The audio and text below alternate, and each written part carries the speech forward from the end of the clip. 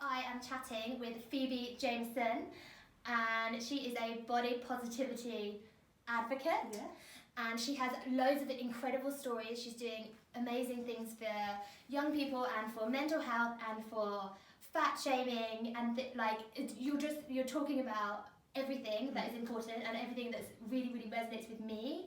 And I basically think you are wonderful, and I would like to tell your story and to talk to you about sizing and clothes and shopping, All that good stuff. and a bit of mental health as well. Yes, definitely. So, would you like to introduce yourself? I'm Phoebe, and I'm from Bristol, near Bristol. I try and I'm a big body positive advocate. I've been like that for a couple of years now. So I've suffered fat shaming before. Definitely, we can talk about that. And body shaming. And for a long time I thought bigger was bad, and now on the flip side of that, bigger is beautiful. It's in 2 years, you've completely flipped it. Yeah. And I just think the courage that you are doing such an inspiring thing for so many people, and I'm inspired by you all the time. That's why I wanted to talk to you, and because I know Mum's so cry. that I know that you're talking like every single day. You're going to help somebody, I hope so. and by just being yourself. And that's exactly what with aesthetic laundry I wanted to do through clothing. Every single day I want someone to feel like the best version of themselves that they put on, whether it's just a simple black top or something, but I just want them to feel, or something a bit jazzier. I just want them to feel like accepted, good about themselves. And have that love for yourself. That's such a thing in self-love. It's like, oh, then you're a narcissist, or you're like, you've got a god complex because you love yourself. And it's like, no. Yeah. If you can literally love someone else, love yourself, as RuPaul. Yeah, if you can't love yourself, how the hell are you gonna love somebody else? Yeah, so all these different factors would make me be the size I was. So when I finally kind of understood that, and when things were starting working, I lost a little bit of weight, that kind of made this whole like self-love thing sort of start, and made me realise, you know what, like F to sizing, honestly, it doesn't matter, and I think it is such a thing. Me and Mum reflect on a lot of this, quite a lot, don't we? Because I think it's how we heal from it. But On how, what do you think has changed? Sorry, we're going a bit deep now, but That's what do you okay. think has changed? The fact that you once felt like that and now you feel like you're okay?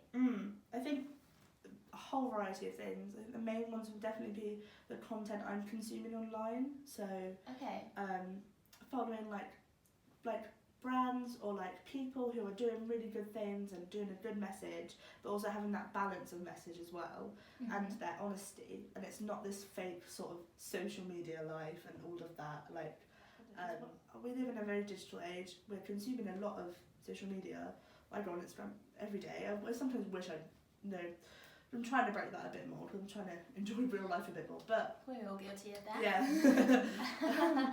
But another thing was like definitely change of surroundings, moving on from school, finding new friends was a big thing. Oh, okay. So funnily enough, mine was, but I got better when I left high school, and then I said I just didn't want to be around people that made me feel like rubbish.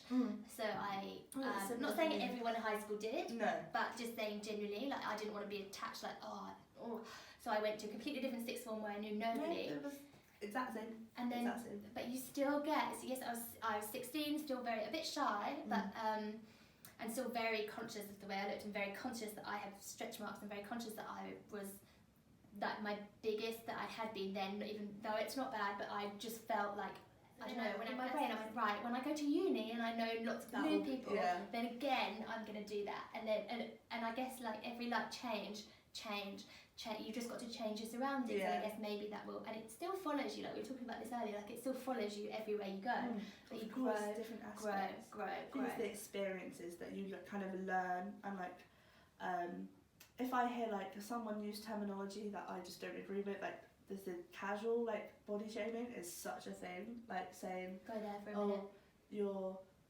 You're eating too much, or like you're you look like you've lost some weight, or you look like you've gained weight, stuff like that. You look well, have you lost weight? Yeah, it's like, so you're associating my healthiness with how my body looks. Okay, I don't believe that you can tell someone's health from their body. I just don't. You're not their doctor. This is the one thing that I'm like, it drives me There's insane. so much to say. There's so much to say. But it's just that conversation in school needs to be really, especially for girls, that because puberty, your body is going to change. It's like some girls are going to lose a lot of weight, some girls are going to gain a lot of weight. Just like normalise that and have those conversations. Yeah. And then not like, because I remember like sex ed classes, it would never be talking about stuff like that. It would be like, you're going to get a period. Okay, not every woman is in this planet is going to get a period, or they're going to get.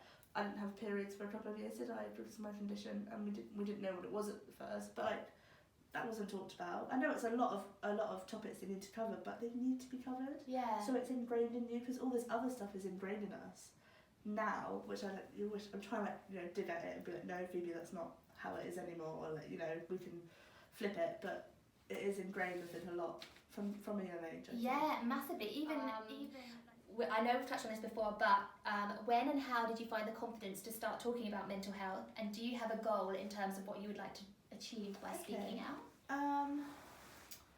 When did I start talking about mental health? I think the conversation probably started with my family.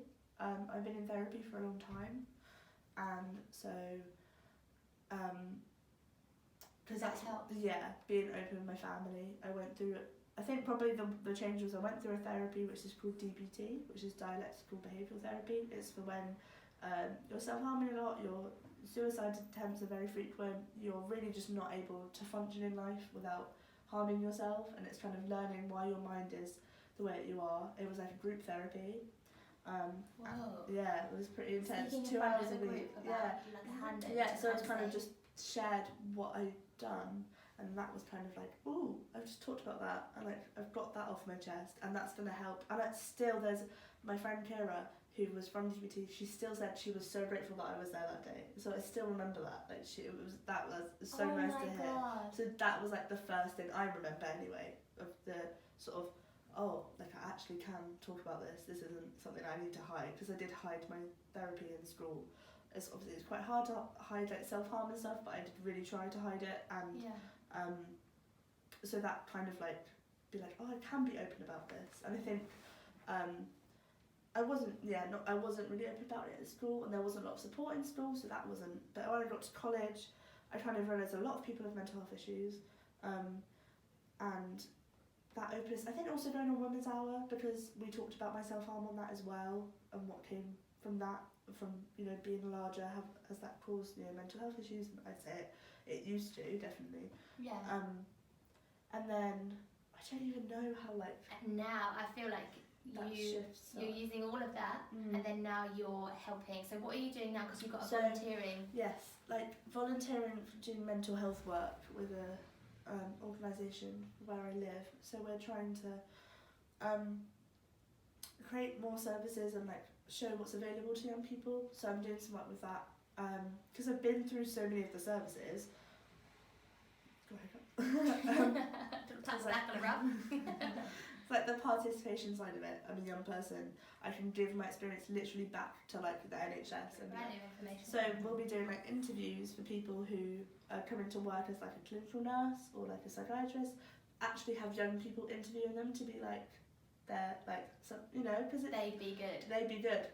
Something they just said is like really, really impressive. Okay. So having that young person's perspective, because they're not going to be working with the people who are interviewing them, are they? Well, they'll be working together, but they're not going to be actually like doing therapy with them. So I think that's kind of so doing that's stuff really like that. good. That's really good. And you're one of the youngest people. Yes, at my organisation, I am the youngest, I think. Oh, well, Phoebe, it has been amazing. Thank you. Amazing. And we're going to now take some photos. Yes. And you're going to give me all of the looks for some new summer pieces, and let me know how they feel and how, because we're still in the development stage with some of them, so I want to know how you feel in it, whether you'd wear it, if not, why, if you would, why, how comfortable you are, and everything. Okay. So, yeah. Be honest. Yeah. Cool. This has been amazing. Thank you. Yeah, if you can't love yourself, how the hell are you gonna love somebody else?